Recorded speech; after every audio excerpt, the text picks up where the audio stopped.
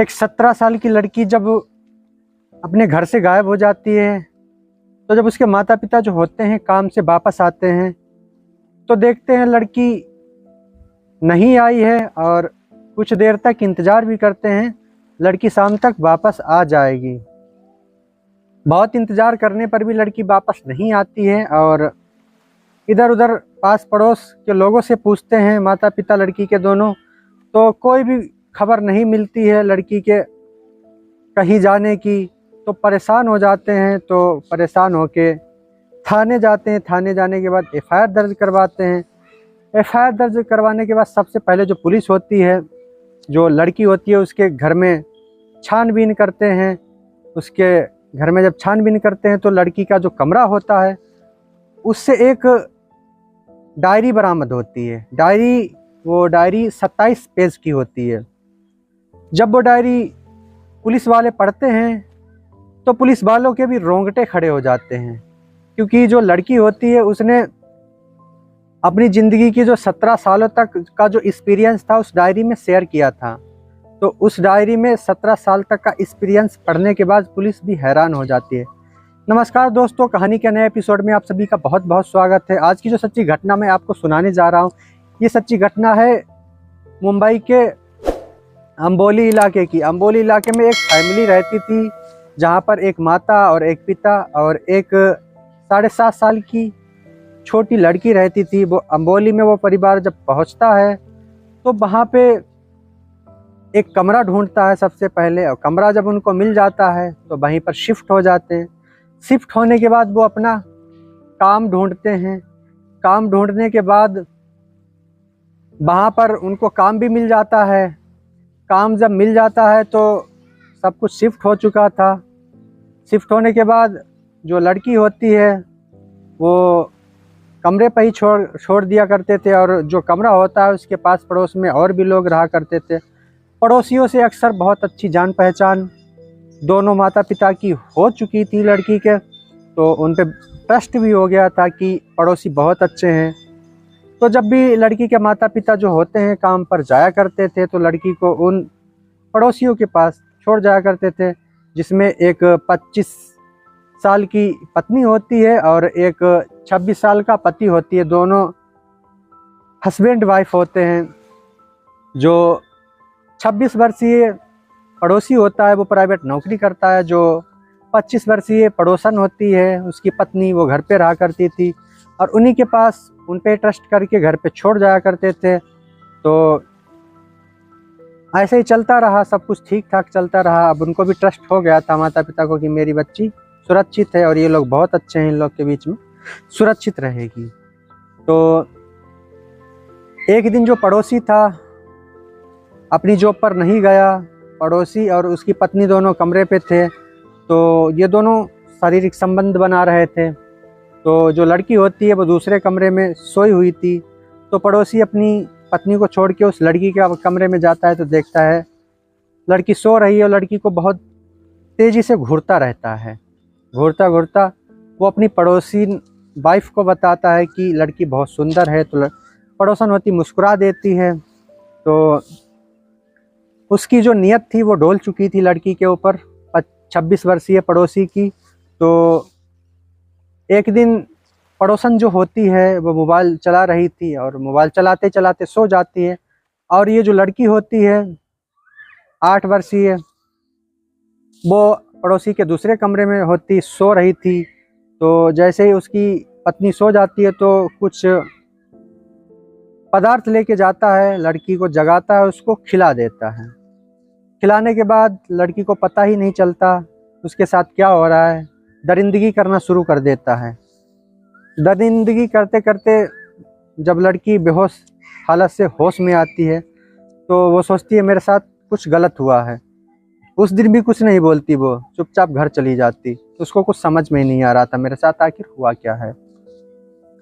तो दूसरे दिन फिर जब लड़की आती है फिर उसके साथ वही होता है, और वो अब उसकी जो वाइफ होती है पड़ोसी की 25 वर्षीय, उसको शेयर करती है। तो वाइफ अपने पति जब नौकरी से आते हैं घर पे शाम को तो उनसे जिद करती है, पूछती है, तो वो पूरी बात बताता है। तो बताने के बाद जो उसकी पत्नी होती है वो भी सपोर्ट करना शुरू कर देती है 26 वर्षीय पड़ोसी की।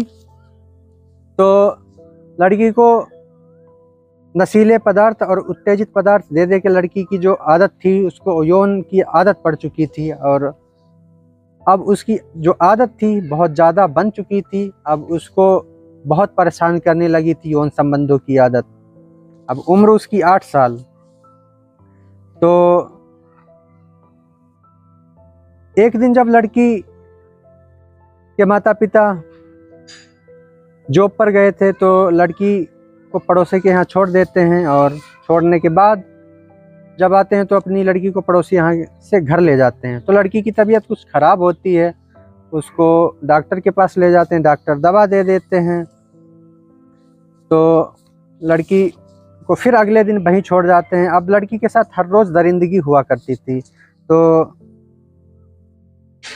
धीरे धीरे उसके साथ जो ये शारीरिक संबंध का जो प्रक्रिया थी बढ़ती गई आगे। और जो पड़ोसन का पति था 26 वर्षीय, वो उसकी अश्लील वीडियो बनाता था और शारीरिक संबंध बनाता था उसको उत्तेजित दवाइयाँ देकर। लड़की जब भी इसका विरोध करने की बात करती तो उसको वीडियो दिखा देता था कि वो खुशी से कुछ ना बोले। अब धीरे धीरे जो लड़की थी वो 17 साल की हो चुकी थी और समय बीतता गया, 2020 आ जाता है। और लड़की जब घर से आई थी तो वो क्लास 3 में पढ़ रही थी और यहाँ पर आने के बाद जो उसके माता पिता था उन्होंने कक्षा 4 में उसका एडमिशन करवा दिया था।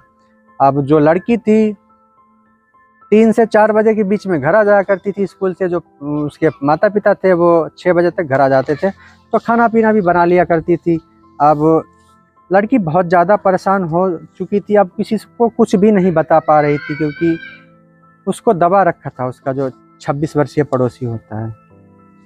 और लड़की को शारीरिक संबंध और उत्तेजक दवाइयों का जो लत लग चुकी थी, यौन संबंधों की भी लत लग चुकी थी।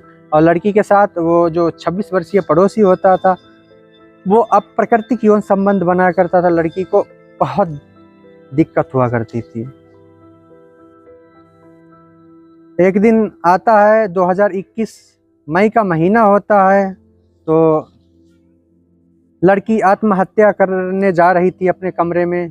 तो उसकी माँ होती है, देख लेती है और उससे पूछती है अपने पास बिठा के कि बेटा क्या बात है ऐसी जो तुम ये सब करने जा रही हो, क्या बात है, प्लीज़ मुझे बताओ बेटा। तो वो सारी बातें शेयर करती है।